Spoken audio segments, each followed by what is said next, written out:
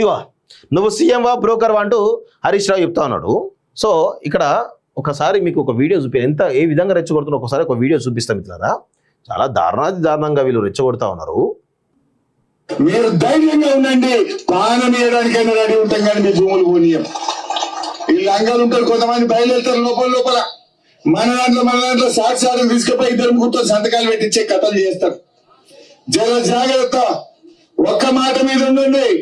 ఎవరు వస్తాడో చూస్తా, ఎట్లా వస్తాడో నేను చూసుకుంటా, నేను ఉంటాను మీకు అండగా నిలబడతా. మీరు మాత్రం ధైర్యం కూడా. ఏమొస్తాయి 15 లక్షలకు చెల్లి? ఏమన్నా వస్తాయా? ఆయన ఖర్చు అయిపోతుంది, ఇంత రోడ్డు మీద పడతాం.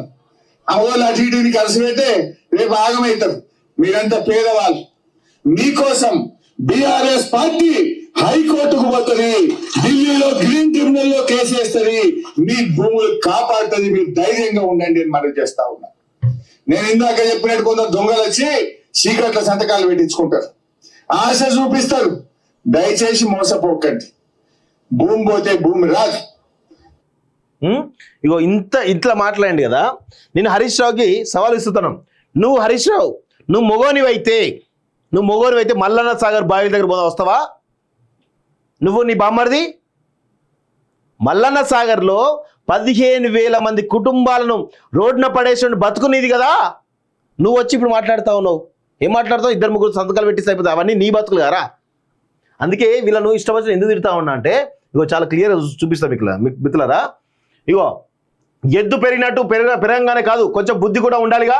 మీ మామ నీ నియోజకవర్గంలో 3 పంటలు పండే భూములు గుంజుకొని 6 లక్షలు కూడా చక్కగా ఇవ్వకపోతుంది, కేసులు వేసి అభివృద్ధిని అడ్డుకుంటున్నారు అని పిచ్చి కుక్క లెక్క మురిగి తిని అప్పుడే అన్ని మర్చిపోయారా, పురుగులో పట్టి పోతారు లుచ్చానాయాలా అంటూ మల్లన్న సాగర్ బాధితులు ఇట్లా ట్రోల్ చేస్తా ఉన్నారు. మల్లన్న సాగర్లో 15,000 కుటుంబాలు రోడ్డున పడేసినట్టు కనీసం R&R ప్యాకేజ్ చక్కగా ఇయ్యలేదు ఈ దరిద్రులు. వీళ్ళు వచ్చి ఇప్పుడు రెచ్చగొడతా ఉన్నారు.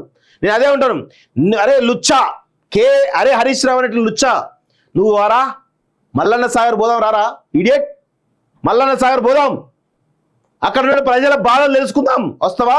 నీకు చిత్తశుద్ధి ఉందా? నేను సవాలు విసురుతాను. కాలేజ్ టీవీ స్టూడియో నుంచి నేను సవాలు విసురుతా ఉన్నాను. మల్లన్న సాగర్ బాధితుల దగ్గరికి పోదాం, ఆ కుటుంబాలు పరామర్శిద్దాం. నువ్వు R&R ప్యాకేజ్ ఇచ్చినావు లేదో వెరిఫై చేద్దాం రా. సిగ్గుండాలే కొంచెమైనా. ఆనాడు అధికారంలో మంత్రిగా ఉన్నప్పుడేమో కనీసం ఆ పేద ప్రజల బతుకులను పట్టించుకోలేదు. ఇప్పుడు వచ్చి మాట్లాడుతూ ఉన్నావు, రెచ్చగొడతా ఉన్నావు ప్రజల్ని, అమాయకమైన ప్రజల్ని. మేము గుర్తులేదు అనుకుంటావు? అవన్నీ అన్నీ గుర్తున్నాయి బిడ్డ, గుర్తుపెట్టుకో. అన్నీ గుర్తున్నాయి, అన్నీ కూడా చూపిస్తాం. మేము మొన్న మల్లన్న సాగర్ పంపించాం. వీళ్ళు ఉచ్చాల గురించి రోజు వీళ్ళకు సంబంధించినటువంటి గత 10 ఏళ్ల కాలం వీళ్ళు చేసిన అరాచకాల విషయంలో ఖచ్చితంగా మేము గుర్తు చేయాలి కాబట్టి మొన్న మల్లన్న సాగర్ పంపించాం. మా టీంని పంపిస్తే హృదయ విధానకరమైనటువంటి అరణ్య రోదన అనుభవిస్తా ఉన్నారు వాళ్ళంతా కూడా. దీనికి కారణం ఎవరు? ఈ సన్నాసి కాదా? ఈ లుచ్చా కాదా? ఏం మాట్లాడుతున్నారు మీరు? రెచ్చగొట్టే మాటలు మాట్లాడితే ఎవరు మాట్లాడనుకుంటారేమో, బరాబర్ మాలాంటి వాళ్ళం మాట్లాడుతున్న విషయాన్ని గుర్తుపెట్టుకో హరీష్ రావు.